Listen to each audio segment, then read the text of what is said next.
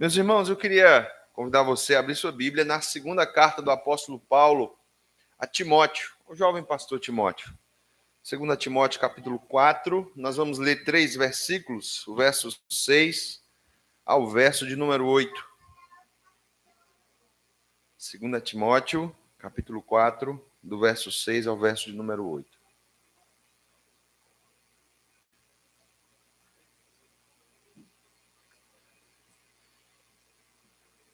Amém? É logo depois de 1 Timóteo, 2 Timóteo, capítulo 4, do verso 6 ao verso de número 8, nos diz assim a palavra do nosso Deus. Quanto a mim, estou sendo já oferecido por libação, e o tempo da minha partida é chegado. Combati o bom combate, completei a carreira, guardei a fé.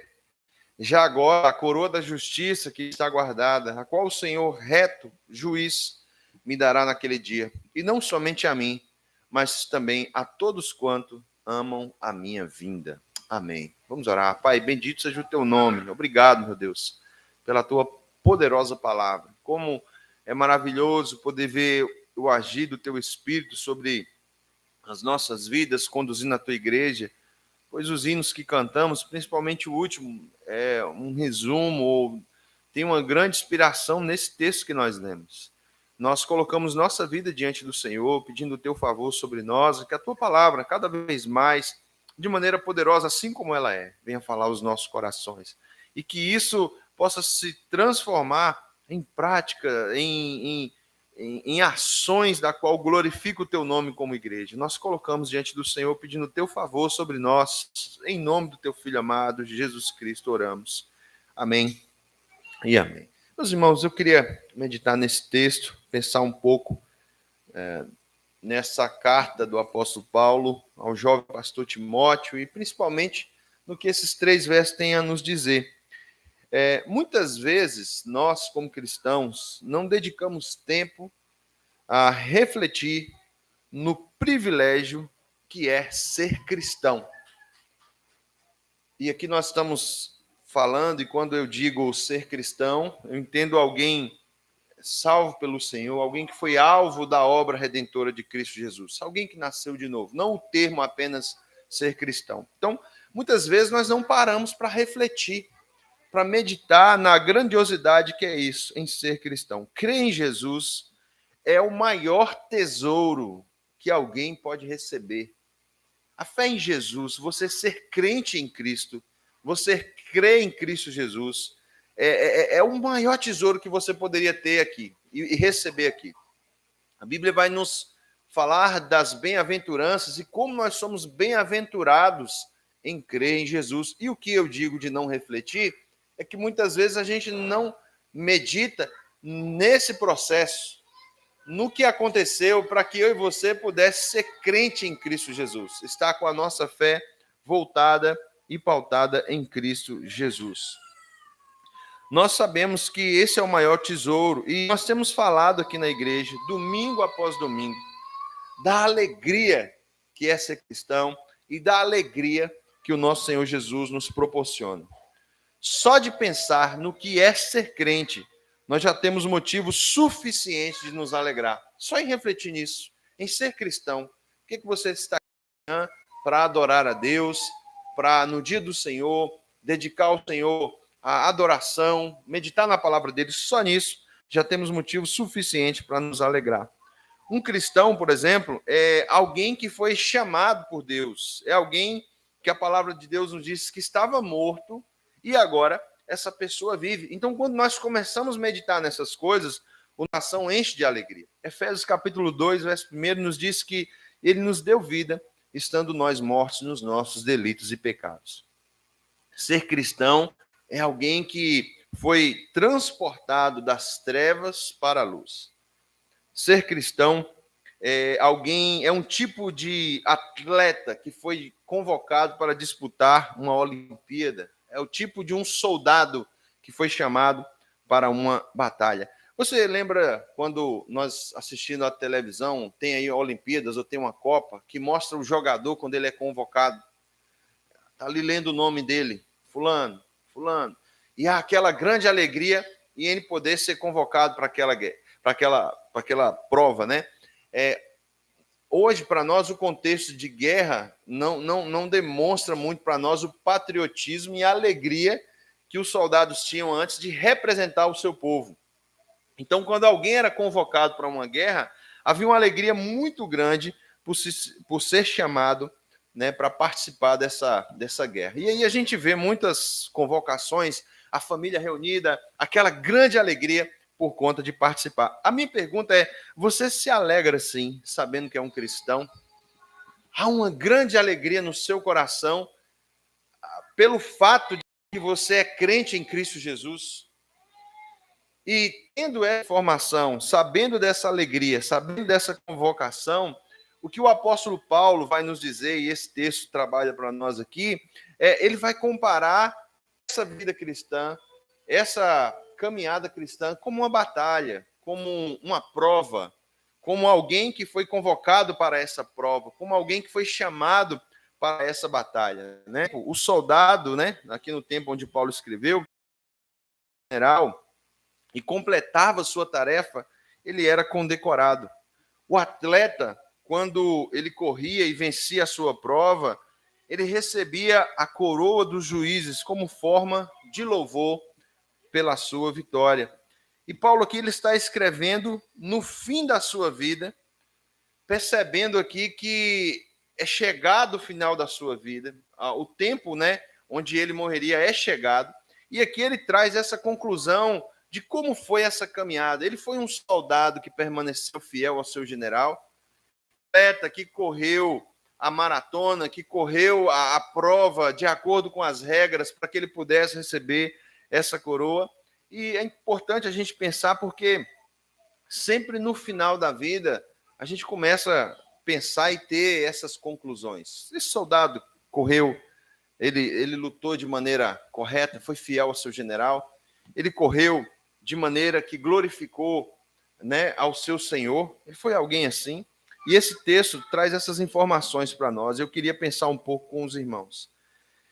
Paulo aqui ele está escrevendo no final da sua vida e ele diz: a minha hora é chegada. E o verso 6 vai dizer para nós: quanto a mim, estou sendo oferecido por libação, e o tempo da minha partida é chegado. A vida cristã, quando nós entendemos e recebemos essa alegria que eu disse inicialmente, de ser cristão, ela é sempre comparada como um soldado que foi chamado para a batalha. Paulo sempre traz essa ilustração de um soldado, de um atleta que está numa maratona, que ele corre para o seu alvo, que é Cristo Jesus, e ele não olha para as outras coisas. E isso é que nós devemos ter em mente nessa corrida, nessa jornada. Isso tem, só em pensar que nós estamos nessa jornada, tem vindo ao seu coração essa alegria. E esse texto, quando Paulo vai nos dizer que o final da sua vida é chegado, né? Ele está preso em Roma. Essa aqui foi provavelmente a sua última carta escrita, porque segundo Timóteo ele escreve em 68 e é a data da sua morte. Então, entende ser a última carta que o apóstolo Paulo escreveu. Nero é o imperador nessa época e pelas mãos de Nero, Paulo morreu, Pedro morreu, eles foram mortos, né, por esse imperador nessa época. E ele foi acusado injustamente e foi condenado à morte. Quando ele diz aqui, estou sendo oferecido por libação e o tempo da minha partida é chegado, ele tem consciência da sua condenação. É como se o processo da condenação, Paulo vai ser condenado. Agora, o que falta cumprir é os últimos para que essa execução seja feita. Ele já sabe que está condenado e ele já sabe a forma. Meu sangue será derramado por libação. Paulo foi morto, degolado por conta do evangelho. Assim foi o martírio do apóstolo Paulo. E o que eu queria pensar nesse texto com os irmãos, primeiro, o que é ser oferecido por libação? Libação é o ato de aspergir um líquido à divindade. Se você for procurar o texto e procurar essa informação, é o ato de derramar um líquido para uma divindade, né? Se a gente for observar esse termo, a gente vai encontrar, e eu queria que você observasse aí comigo, nós vamos ler alguns textos, mas quando Paulo diz isso aqui, ele está dizendo que literalmente o seu sangue seria derramado, o seu sangue seria aspergido. Ele considerava a sua morte como uma oferta a Cristo. Por isso que eu disse que o louvor que cantamos, né? Vem o Senhor minha vida oferecer como oferta e sacrifício. E muito a ver com o que nós estamos falando. E Paulo está dizendo isso. Meu sangue será derramado. Ou seja, isso denota que ele já sabia da sua condenação e de qual forma essa condenação seria, essa pena seria executada. E eu queria destacar 2 textos na Bíblia que vai falar sobre libação, sobre o sangue que foi derramado, que foi aspergido para isso. Primeiro, no Antigo Testamento, em Êxodo, capítulo 29, a partir do verso de número 40. Vamos abrir as nossas Bíblias aí. Êxodo 29, a partir do verso de número 40 em diante.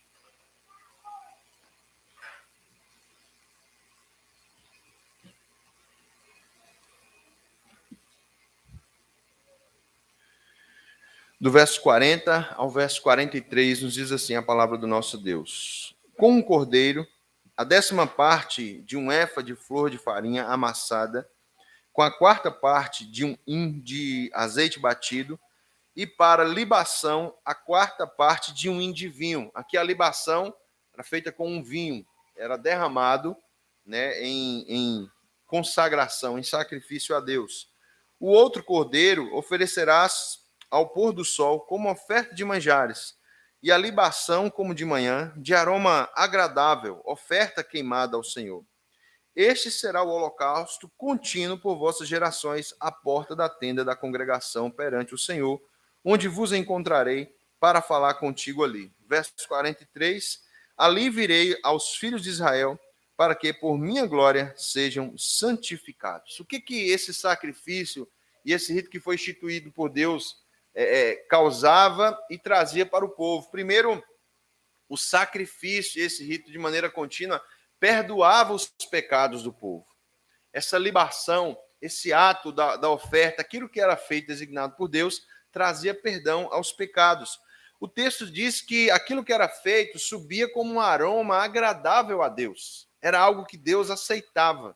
Quando a gente observa esse texto aí, esse termo aí, né, como um aroma suave, Deus se agradava daquela oferta, por conta dos pecados. E por fim, o texto diz que após isso, eles veriam Deus ali, ouviriam o que Deus iria dizer, e eles seriam santificados. Então, perdoava os pecados, essa oferta trazia isso, ela era para com Deus como um aroma suave, e os pecados deles eram santificados. Eu queria ver também libação, lá em Hebreus capítulo 9, verso de número 13. Acompanhe comigo, vamos ler.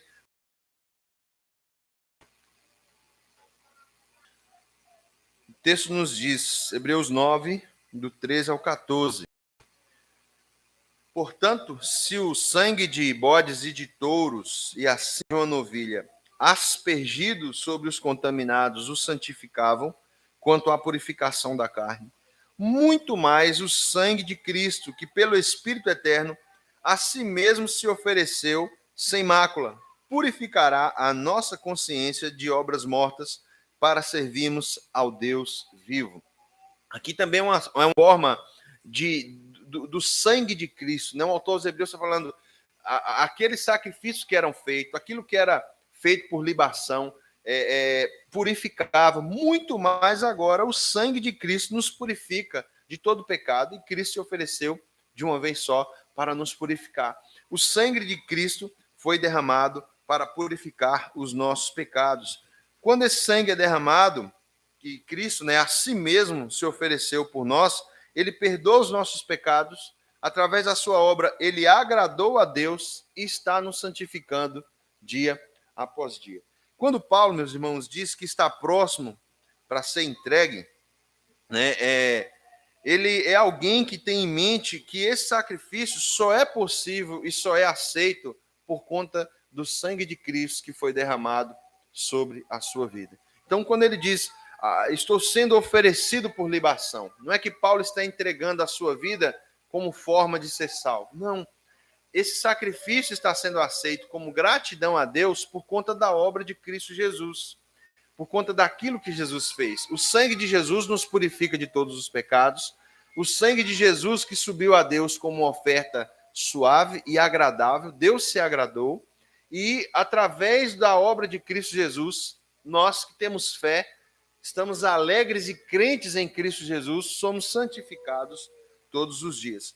E o que eu queria perguntar para você nessa manhã é: Paulo está dizendo aqui, eu já estou para ser oferecido por libação, o tempo da minha partida é chegado. Você está disposto a ser oferecido por libação em forma de gratidão a Deus?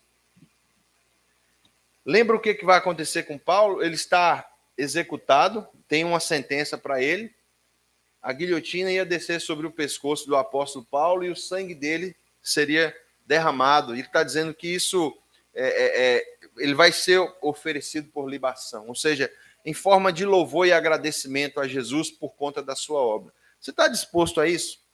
Muitas vezes nós paramos para pensar e entende o seguinte: nossa cabeça na guilhotina e sendo executado por conta de Cristo. Essa realidade para nós, no nosso país, está meio distante. Em alguns países acontece isso. Cristãos no mundo, e foram vários, que ofereceram o seu sangue.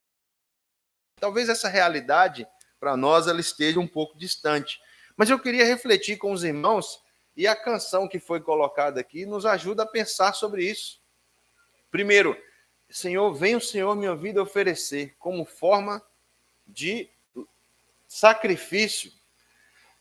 A gente talvez pense assim, não, minha cabeça como guilhotina, somente fosse a vontade de Deus e o Senhor me sustentaria para isso. Mas a palavra de Deus nos diz o seguinte: rogo-vos, pois, irmãos, pelas misericórdias de Deus, que apresentei o vosso corpo como sacrifício vivo, santo e agradável a Deus, que é o vosso culto racional. Sabe o que esse texto está dizendo? Dia após dia, minuto após minuto, a vida do cristão tem que ser uma vida derramada para Cristo Jesus, em gratidão a Cristo Jesus por conta da sua obra. Aqui em Paulo é algo que aconteceu literalmente, o seu sangue foi derramado. Mas a nossa caminhada, a nossa vida tem sido uma vida de libação a Deus, uma vida de sacrifício vivo, santo e agradável a Deus, sabendo que só é aceito por conta de Cristo, mas há aqui do apóstolo Paulo esse rogo-vos, pois, irmãos, pelas misericórdias de Deus, que vocês apresentem sua vida assim. Que a vida de vocês seja esse sacrifício a Deus, sendo aceito por Cristo Jesus, mas que vocês possam viver uma vida de santidade, uma vida de abandono ao pecado. E isso aqui está relacionado ao que Cristo fez. Lembra que Romanos 12 para frente, Paulo meio que começa a colocar algumas coisas práticas, sendo que ele já diz tudo a respeito do que Cristo fez. No 11 ele diz, a profundidade da riqueza, da sabedoria e do conhecimento de Deus, essa exultação. Depois de toda essa obra e dessa exultação, ele está dizendo, rogo-vos, pois, irmãos, que mediante o que Cristo fez, mediante toda a obra da redenção, vocês apresentem o corpo de vocês como sacrifício vivo, santo e agradável a Deus, que é o vosso culto racional. E o que é importante, assim, que me chama a atenção nesse texto, que a vida do apóstolo Paulo foi uma vida de oferecimento a Cristo, de gratidão a Deus. O seu sangue seria vertido aqui de maneira literal, mas a sua vida também foi uma vida de sacrifício vivo, santo e agradável a Deus, e a gente pode ver isso no verso 7. Paulo vai colocar aqui 3 verbos aqui, esses verbos denotam, lógico, denota ação, mas olha aí comigo, ele vai dizer, combati o bom combate, completei a carreira, guardei a fé. Irmãos, esses 3 verbos, essas palavras aqui, combati, completei e guardei. É alguém que está no final da sua vida, sabendo que a sua morte é chegada, e ele conclui que a sua vida foi uma vida de sacrifício vivo, santo e agradável a Deus. E aí é importante nós pensarmos sobre isso. Eu queria primeiro pensar aqui em cada verbo que está aqui nesse texto. Paulo vai iniciar dizendo, combati, como um bom soldado, como alguém que foi arregimentado pelo seu Senhor, gerou uma alegria muito grande no seu coração. Agora, como um soldado de Cristo, eu vou seguir aquilo da qual o meu Senhor me chamou. E é alguém que vai buscar agradar sempre aquele que o chamou. E aí é importante para a gente poder pensar que como Paulo usa isso em várias cartas e em vários textos, essa linguagem militar, trazendo para nós, A vida cristã é isso, é uma batalha diária. É um soldado que recebeu uma missão e ele vai até o final entregar essa missão que ele recebeu. Para a gente trazer mais luz aí, aquilo que Paulo está dizendo, combati o bom combate. O que Paulo está falando? Vamos olhar 2 Timóteo, ainda está em Timóteo aí, no capítulo 2, verso 3 e verso 4. Ele vai trazer a mesma linguagem aqui a Timóteo. Como é que um soldado combate o bom combate?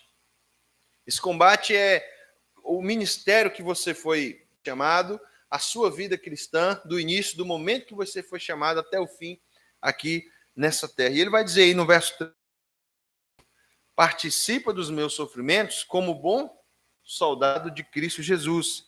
Nenhum soldado em serviço se envolve em negócios dessa vida, porque o seu objetivo é satisfazer aquele. Nenhum soldado em serviço. Quando é que o cristão está em serviço? Qual é o tempo? É no domingo? Não, hoje eu vou para a igreja, então domingo eu tenho que estar. Até minha roupa eu vou passar o ferro. Vou estar tudo direitinho. Domingo vou acordar, vou orar, no almoço, na hora do almoço vou orar de manhã. É no domingo? Quando é que você está em serviço no reino? Apresentei o vosso corpo como um sacrifício vivo. Você está vivo? Então é no tempo que você está vivo. Essa ordem. Enquanto você estiver vivo, sendo soldado de Cristo, você está em serviço. Vivo, santo e agradável a Deus. Então, o serviço do cristão é a sua vida e a sua caminhada do momento da regeneração até quando o Senhor nos chamar. Então, é esse tempo que nós estamos em serviço. O tempo e a obra que o Senhor, né, nos designou é enquanto nós estamos aqui em vida, enquanto há fôlego de vida em nossos corações. Nenhum soldado em serviço se envolve em negócio da sua vida, porque o seu objetivo é aquele que o arregimentou. E o verso 3 diz, como um bom soldado de Cristo. Né? A ideia dos negócios dessa vida aqui é não colocar outras coisas acima do reino. Os negócios dessa vida também nos dá a ideia de aquele soldado que se envolve com as coisas dessa vida, se envolve com o pecado. Esse soldado não vai agradar a Deus. Ele não vai agradar ao Senhor que o chamou para essa caminhada, para essa batalha. Então, primeiro, nessa conclusão aqui da vida, nesse final da sua vida, Paulo diz, eu combati o bom combate. Você tem combatido um bom combate para aquilo que Deus te chamou no tempo do serviço? 24 horas, durante todo o tempo, ao levantar, ao deitar. Meus irmãos, a vida cristã não é uma coluna de férias. Não é um momento onde tem tempo que eu descanso e tem tempo que está bom. Tem tempo que eu sou crente, tem tempo que eu não sou. Eu sou crente na igreja, mas no trabalho não. Não é em todos os instantes.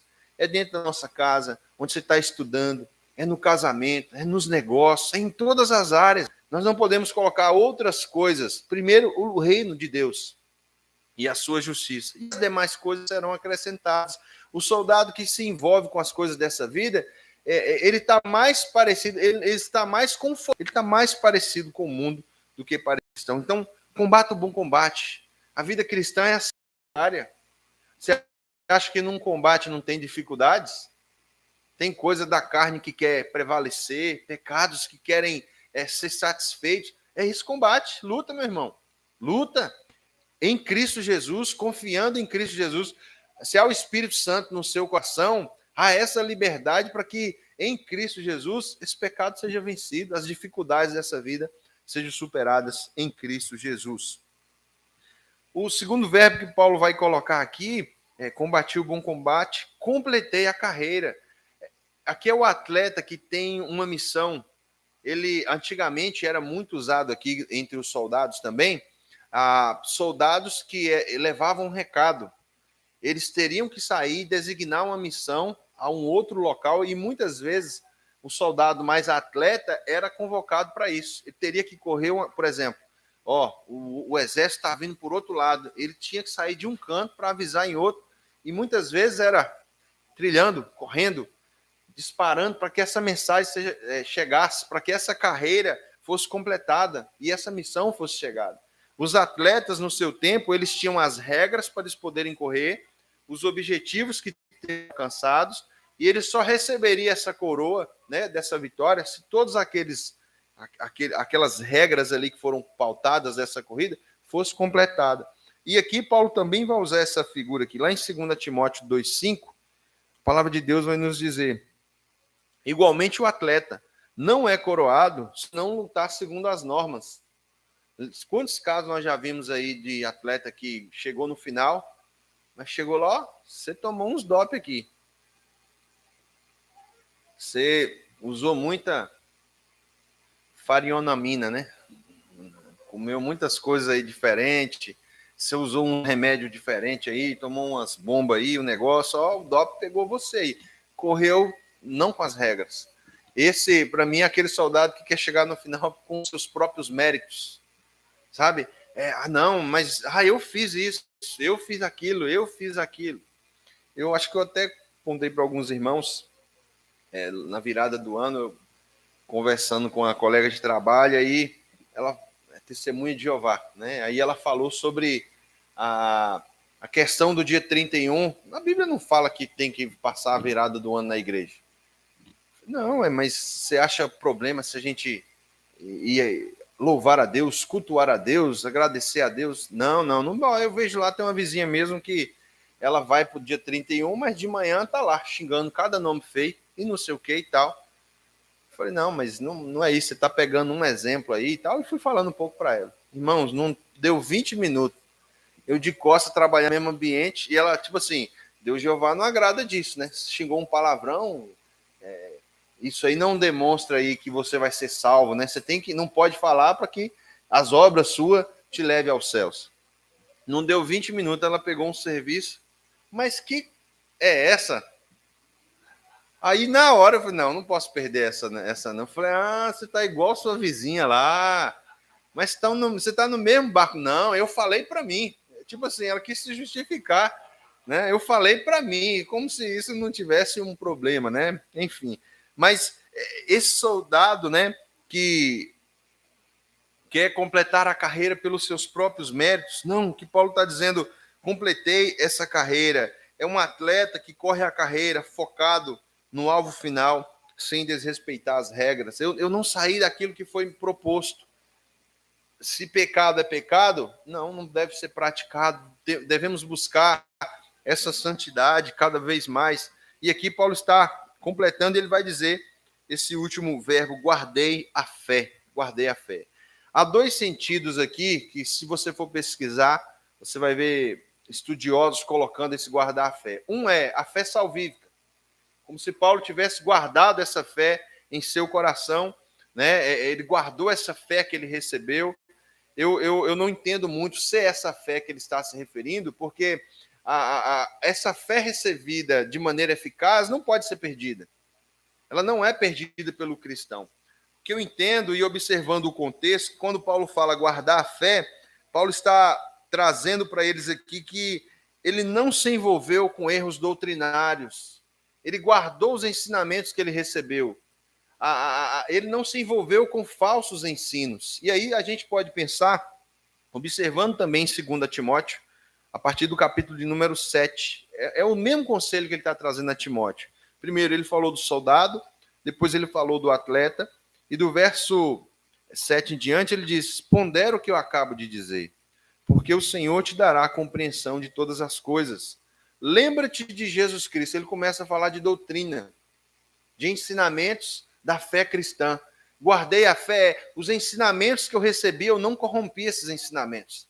Esses ensinamentos foram evidenciados, não houve corrupção da minha parte. Essa fé recebida por Cristo foi guardada. Ele vai dizer, lembra-te de Jesus Cristo, ressuscitado de entre os mortos. Paulo está falando de doutrinas centrais do Evangelho. Descendente de Davi, segundo o meu Evangelho, pelo qual estou sofrendo até em algemas, como um malfeitor. Contudo, a palavra de Deus não está algemada.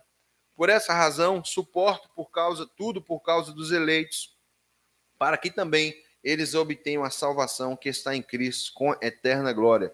Fiel essa palavra. Se morremos com ele, também viveremos com ele.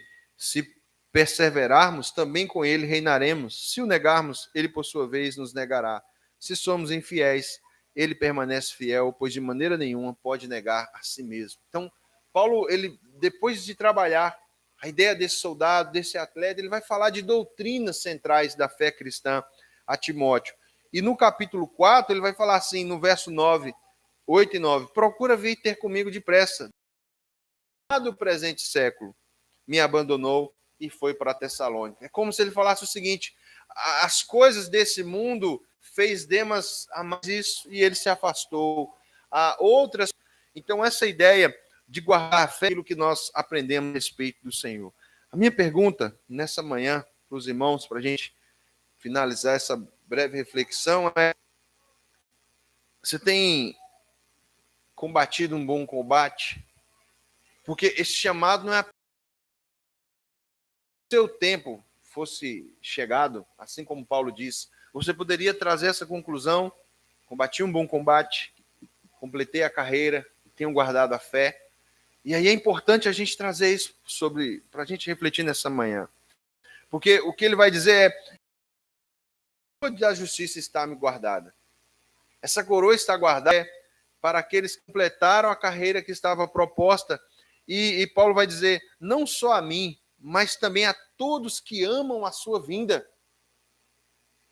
O guardar a fé automaticamente faz nós amarmos a vinda do nosso Salvador. E é interessante que ele vai dizer, eu espero a coroa da justiça que me está guardada, a qual o reto juiz me dará naquele dia. Quando o atleta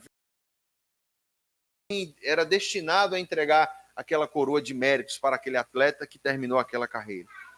Nós, um dia, pela fé em Cristo Jesus, receberemos. Precisamos pedir ao Senhor que nos fortaleça todo dia para combater um bom combate.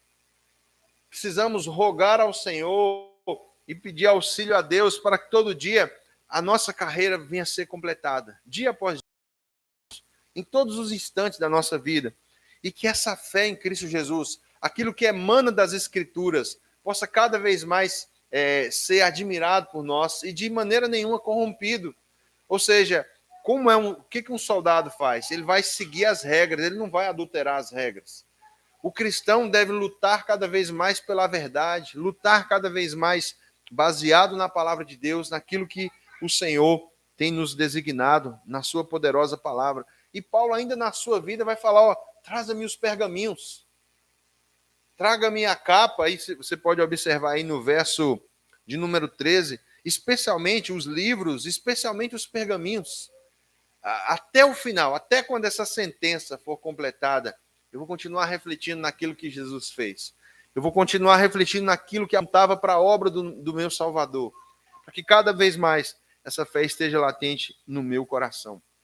Se há alguma coisa nessa manhã que nós precisamos, como soldados, como servos, nos arrepender diante do Senhor, eis o momento. Você está em serviço. E eu tenho certeza que você quer agradar aquele que te chamou para essa batalha. Eu tenho certeza que você quer glorificar ao Senhor que te arregimentou para essa guerra. Então, coloque-se diante do Senhor, pedindo o auxílio de Deus cada vez mais, para que um dia nós possamos receber a coroa da justiça que está guardada nos céus. Amém? Vamos orar. Pai, bendito seja o teu nome. Meu Deus, eu te agradeço pela tua poderosa palavra, te agradeço por tudo que o Senhor é e aquilo que a tua palavra nos diz. Eu te peço, ajuda-nos. Ajuda-me nas minhas dificuldades, nas minhas falhas, ajuda os meus irmãos, para que assim possamos concluir um dia, combati um bom combate, completei a carreira, a fé. Ajuda-nos cada vez mais e mais, Senhor. Precisamos do teu auxílio. E já pensando nas Escrituras e pensando na tua poderosa palavra, nós temos várias confianças, nós temos várias certezas. Ela nos diz que o Senhor começou essa boa obra em nós e há de completá-la.